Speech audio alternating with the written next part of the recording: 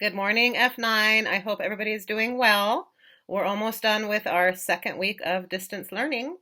And so today we're going to read The Sign of the Beaver, and we're going to find out how Matt is doing after his day yesterday with the bees. Chapter 6. Finally, Matt woke and knew that he was well. His body was no longer on fire. He could open his eyes, and he saw that sunlight glinted through the chinks in the roof. All his familiar things were around him, the shelves with the pewter dishes, his jacket hanging on a peg. He felt as though he had been on a long journey and had come home. He must have slept through half a day and a night. When the cabin door opened and the Indian entered, Matt hastily pulled himself up. Now, with clear eyes, he saw that there was nothing in the least strange about this man. He was dressed not so differently from Matt's own father, in a coat of some rough brown cloth and leggings fringed down the side. His face was smooth-shaven, and so was his whole head, except for one long black topknot. When he saw that Matt was awake, his stern face was lighted by a wide smile. "Good!" It was half word, half grunt. "White boy very sick, now well."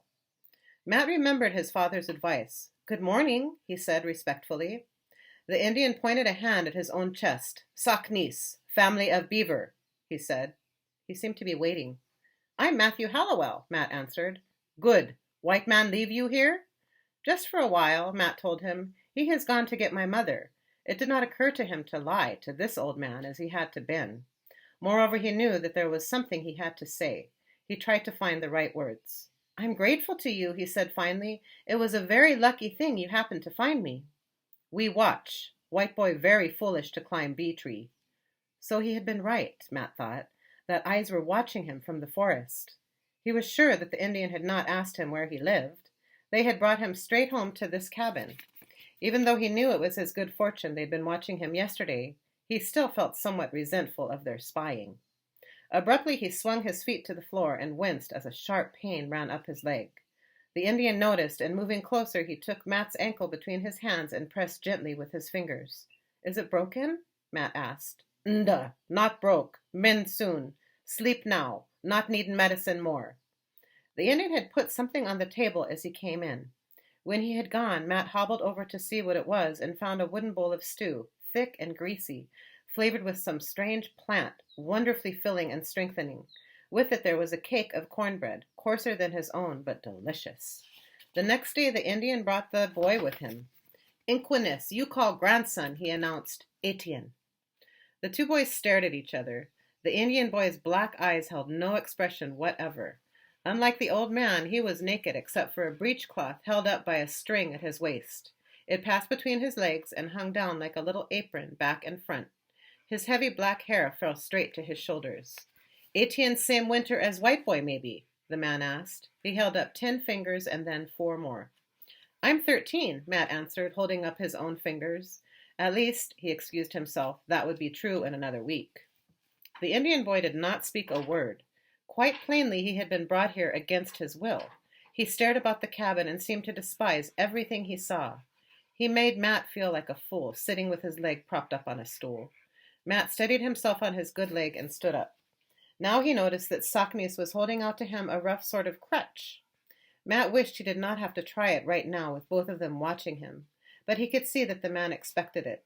He managed a few steps, furious at his own clumsiness. He had never imagined how pesky a crutch could be. Moreover, although there was not the slightest change in the boy's face, Matt was sure that Etienne was laughing at him. There was a nasty little gleam in the boy's eyes. The moment they were gone, he seized the crutch in earnest, and very soon he could swing himself along at a good, brisk pace.